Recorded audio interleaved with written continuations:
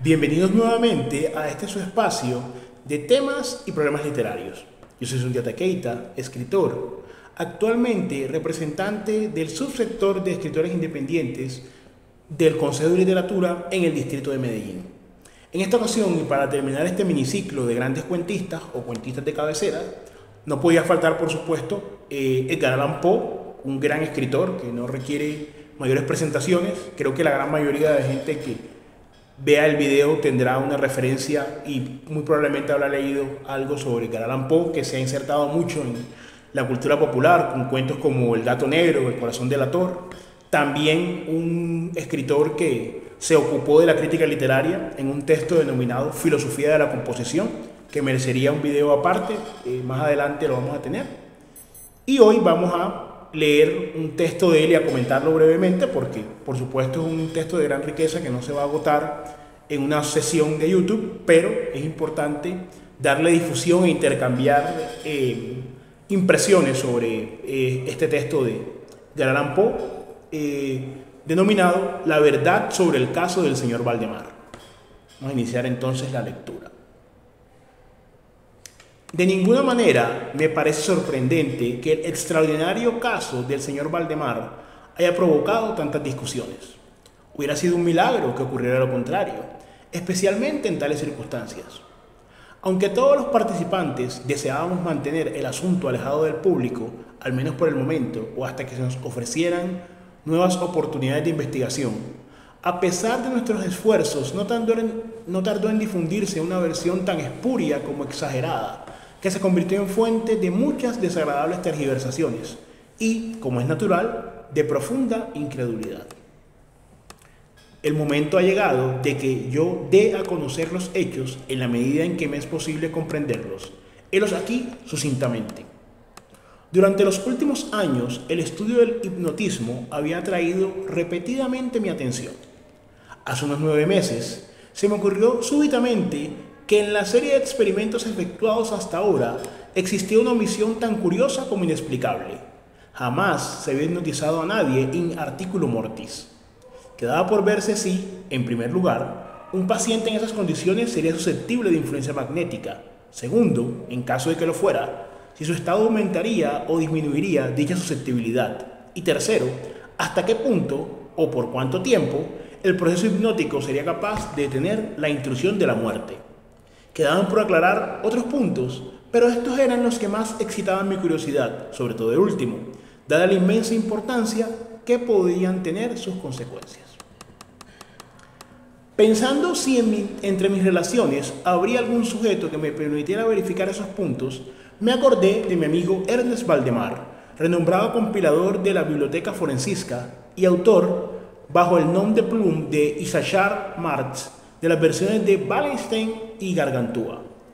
El señor Valdemar, residente desde 1839 en Harlem, New York, es o era especialmente notable por su extraordinaria delgadez, tanto que sus extremidades inferiores se parecían mucho a las de John Randolph, y también por la blancura de sus patillas, en violento contraste con sus cabellos negros, lo cual llevaba a suponer que con frecuencia usaba peluca.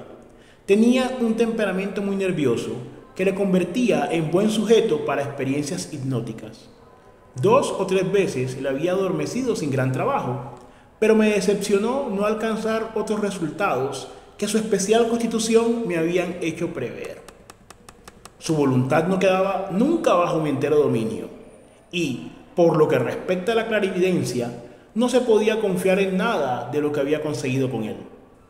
Atribuía yo aquellos fracasos al mal estado de salud de mi amigo. Unos meses antes de trabar relación con él, los médicos le habían declarado tuberculoso. El señor Valdemar acostumbraba a referirse con toda calma a su próximo fin, como algo que no cabe ni evitar ni lamentar. Cuando las ideas a las que he aludido se me ocurrieron por primera vez, lo más natural fue que acudiese a Valdemar. Demasiado bien conocía la serena filosofía de mi amigo para temer algún escrúpulo de su parte. Por lo demás, no tenía parientes en América que pudieran intervenir para oponerse. Le hablé francamente del asunto y, para mi sorpresa, noté que se interesaba vivamente. Digo para mi sorpresa, pues si bien hasta entonces había prestado libremente a mis experimentos, jamás demostró el menor interés por lo que yo hacía. Su enfermedad era de las que permiten un cálculo preciso sobre el momento en que sobrevendrá la muerte. Convinimos, pues, en que me mandaría llamar 24 horas antes del momento fijado por sus médicos para su fallecimiento. Hace más de 7 meses que recibí la siguiente nota de puño y letra de Valdemar. Estimado P, ya puede usted venir. D y F coinciden en que no pasaré de mañana a medianoche y me parece que han calculado el tiempo con mucha exactitud. Valdemar. Recibí el billete media hora después de escrito y 15 minutos más tarde estaba en el dormitorio del moribundo. No le había visto en los últimos 10 días y me aterró la espantosa alteración que se había producido en tan breve intervalo. Su rostro tenía un color plomizo, no había el menor brillo en los ojos y tan terrible era su delgadez que la piel se había abierto en los pómulos. Expectoraba continuamente y el pulso era casi imperceptible. Conservaba no obstante una notable claridad mental y cierta fuerza. Me habló con toda claridad, tomó algunos calmantes sin ayuda ajena y, en el momento de entrar en su habitación, le encontré escribiendo unas notas en una libreta. Se mantenía sentado en el lecho con ayuda de varias almohadas y estaban a su lado los doctores D y F. Luego de estrechar la mano de Valdemar, llevé aparte a los médicos y les pedí que me explicaran detalladamente el estado del enfermo. Desde hacía 18 meses, el pulmón izquierdo se hallaba en un estado semióseo o cartilaginoso y, como es natural, no funcionaba en absoluto. En su porción superior, el pulmón derecho aparecía parcialmente osificado, mientras la inferior era tan solo una masa de tubérculos purulentos que se confundían unos con otros. Existían varias dilatadas perforaciones y en un punto se había producido una adherencia permanente a las costillas. Todos estos fenómenos del lóbulo derecho eran de fecha reciente. La osificación se había operado con insólita rapidez, ya que un mes antes no existían señales de la misma y la adherencia solo había sido comprobable en los últimos 3 días. Aparte de la tuberculosis, los médicos sospechaban un aneurisma de la aorta, pero los síntomas de osificación volvían sumamente difícil un diagnóstico. Ambos facultativos opinaban que Valdemar moriría hacia la medianoche del día siguiente, un domingo. Eran ahora las 7 de la tarde del sábado.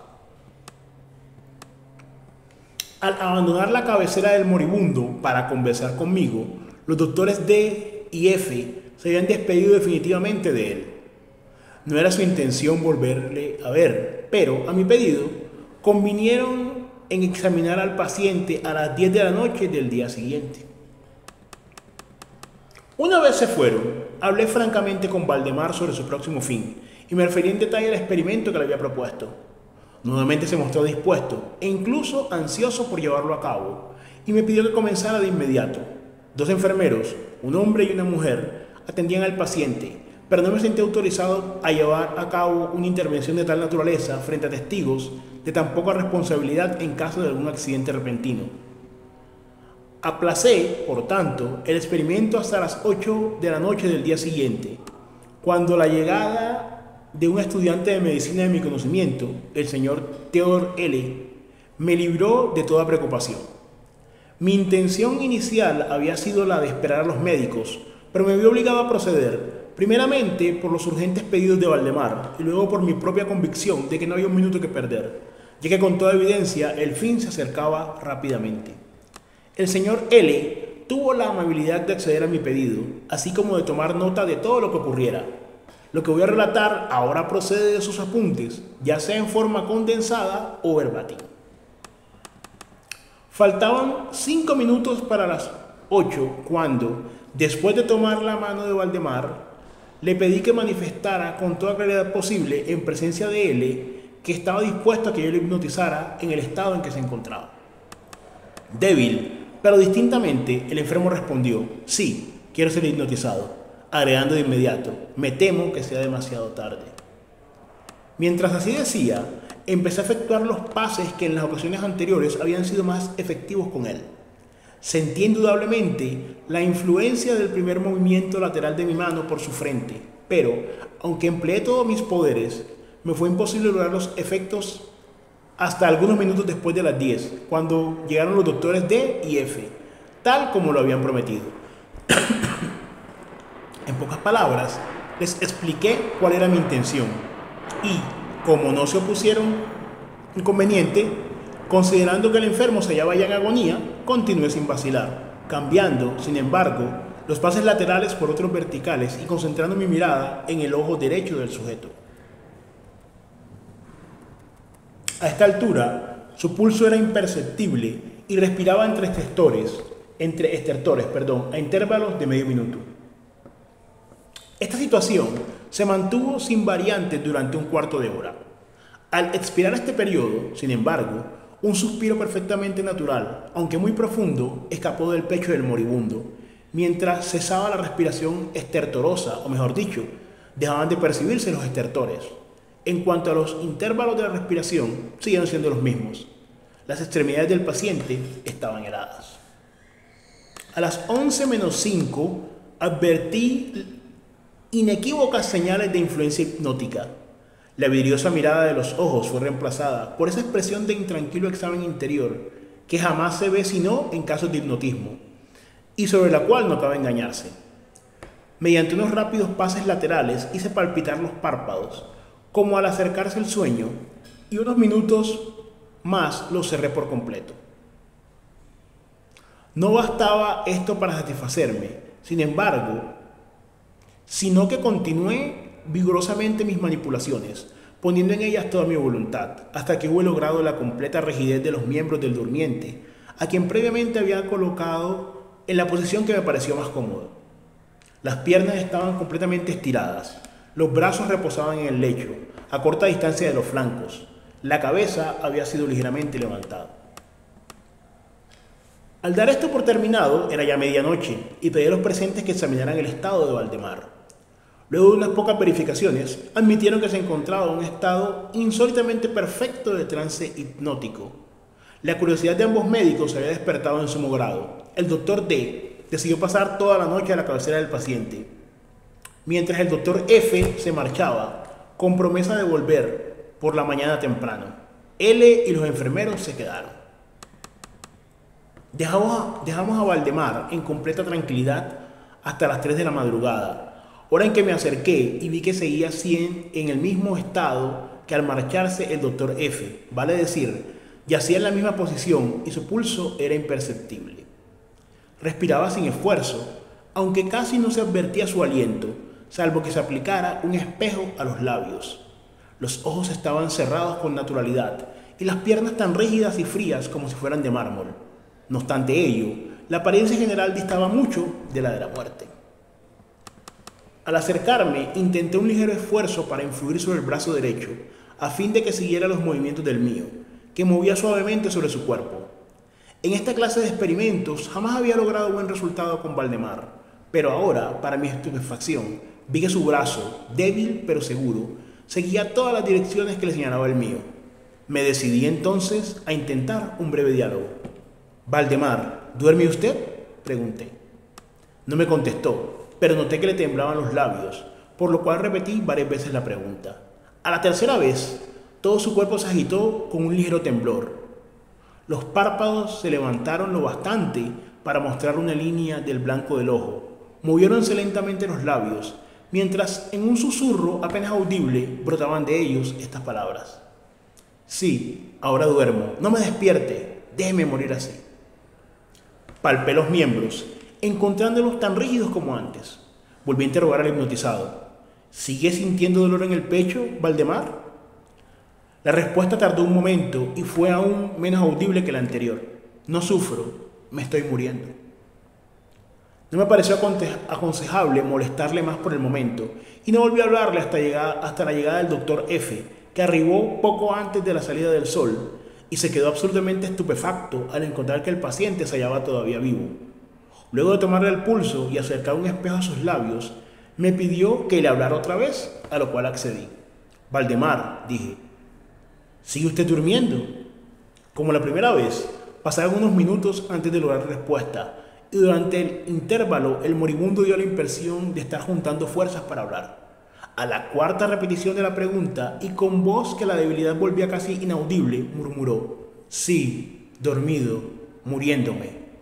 La opinión, o mejor, el deseo de los médicos, era que no se arrancase Valdemar de su actual estado de aparente tranquilidad hasta que la muerte sobreviniera, cosa que, según consenso general, solo podía tardar algunos minutos. Decidí, sin embargo, hablarle una vez más, limitándome a repetir mi pregunta anterior. Mientras lo hacía, un notable cambio se produjo en las facciones del hipnotizado. Los ojos se abrieron lentamente, aunque las pupilas habían girado hacia arriba. La piel adquirió una tonalidad cadavérica, más semejante al papel blanco que al pergamino, y los círculos écticos que hasta ese momento se destacaban fuertemente en el centro de cada mejilla se apagaron bruscamente. Empleo estas palabras porque lo instantáneo de su desaparición trajo a mi memoria la imagen de una bujía que se apaga de un soplo. Al mismo tiempo, el labio superior se replegó, dejando al descubierto los dientes que antes cubría completamente, mientras la mandíbula inferior caía con un sacudimiento que todos oímos, dejando la boca abierta de par en par y revelando una lengua hinchada y ennegrecida. Supongo que todos los presentes estaban acostumbrados a los horrores de un lecho de muerte, pero la apariencia de Valdemar era tan espantosa en aquel instante que se produjo un movimiento general de retroceso. Comprendo que he llegado ahora a un punto de mi relato en el que el lector se sentirá movido a una absoluta incredulidad. Me veo, sin embargo, obligado a continuarlo. El más imperceptible signo de vitalidad había cesado en Valdemar. Seguros de que estaba muerto, lo confiábamos ya a los enfermeros, cuando nos fue dado observar un fuerte movimiento vibratorio de la lengua. La vibración se mantuvo aproximadamente durante un minuto. Al cesar, de aquellas abiertas e inmóviles mandíbulas brotó una voz que sería insensato pretender describir. Es verdad que existen 2 o 3 epítetos que cabría aplicarle parcialmente. Puedo decir, por ejemplo, que su sonido era áspero y quebrado, así como hueco. Pero el todo es indescriptible, por la sencilla razón de que jamás un oído humano ha percibido resonancias semejantes.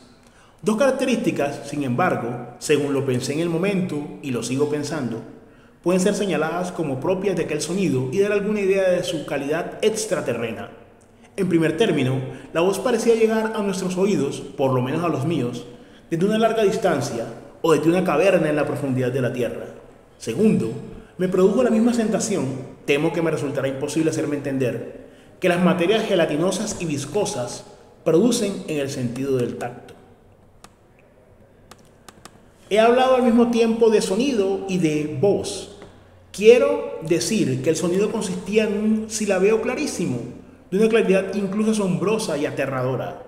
El señor Valdemar hablaba y era evidente que estaba contestando a la interrogación formulada por mí unos minutos antes. Como se recordará, le había preguntado si seguía durmiendo y ahora escuché: sí, no, estuve durmiendo y ahora estoy muerto.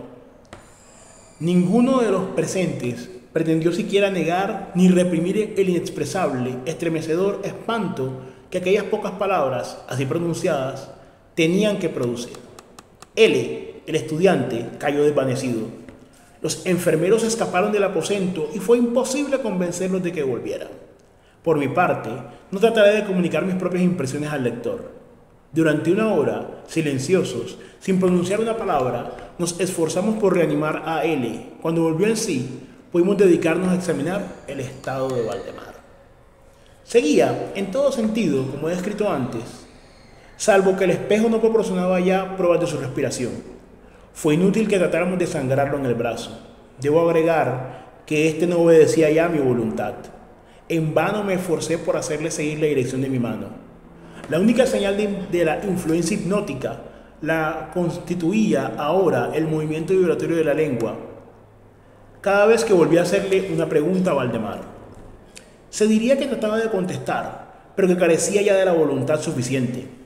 Permanecí insensible a toda pregunta que le formulara cualquiera que no fuese yo, aunque me esforcé por poner a cada uno de los presentes en relación hipnótica con el paciente. Creo que con esto he señalado todo lo necesario para que se comprenda cuál era la condición del hipnotizado en ese momento. Se llamó a nuevos enfermeros y a las 10 de la mañana abandoné la morada en compañía de ambos médicos y de él. Volvimos por la tarde a ver al paciente. Su estado sigue siendo el mismo. Discutimos un rato sobre la conveniencia y posibilidad de despertarlo, pero poco nos costó llegar a la conclusión de que nada bueno se conseguiría con eso. Resultaba evidente que, hasta ahora, la muerte, o eso que de costumbre se denomina muerte, había sido detenida por el proceso hipnótico. Parecía claro que, si despertábamos a Valdemar, lo único que lograríamos sería su inmediato, o por lo menos rápido fallecimiento. Desde ese momento hasta fines de la semana pasada, vale decir casi 7 meses, continuamos acudiendo diariamente a casa de Valdemar, acompañados una y otra vez por los médicos y otros amigos. Durante todo este tiempo, el hipnotizado se mantuvo exactamente como lo he descrito. Los enfermeros le atendían continuamente. Por fin, el viernes pasado, resolvimos hacer el experimento de despertarlo, o tratar de despertarlo. Probablemente el lamentable resultado del mismo es el que ha dado lugar a tanta discusión en los círculos privados y a una opinión pública que no puedo dejar de considerar como injustificada. A efectos de librar del trance hipnótico al paciente, acudí a los pases habituales. De entrada resultaron infructuosos. La primera indicación de un retorno a la vida lo proporcionó el descenso parcial del iris. Como detalle notable, se observó que este descenso de la pupila iba acompañado de un abundante flujo de ícor amarillento procedente de debajo de los párpados, que desprendía un olor penetrante y fétido. Perdón. Alguien me sugirió que tratara de influir sobre el brazo del paciente, como al comienzo. Lo intenté sin resultado. Entonces el doctor F. expresó su deseo de que interrogara al paciente. Así lo hice con las siguientes palabras. Señor Valdemar, ¿puede explicarnos lo que siente y lo que desea? Instantáneamente reaparecieron los círculos écticos en las mejillas. La lengua tembló, o mejor dicho, rodó violentamente en la boca, aunque las mandíbulas y los labios siguieron rígidos como antes. Y entonces resonó aquella horrenda voz que yo he tratado ya de describir. Por amor de Dios, pronto, pronto, hágame dormir o despiérteme. Pronto, despiérteme, le digo que estoy muerto. Perdí por completo la serenidad y durante un momento me quedé sin saber qué hacer. Por fin intenté calmar otra vez al paciente, pero al fracasar, debido a la total suspensión de la voluntad, cambié el procedimiento y luché con todas mis fuerzas para despertarlo. Pronto me di cuenta que lo lograría, o por lo menos así me lo imaginé. Y estoy seguro de que todos los asistentes se hallaban preparados para ver despertar al paciente.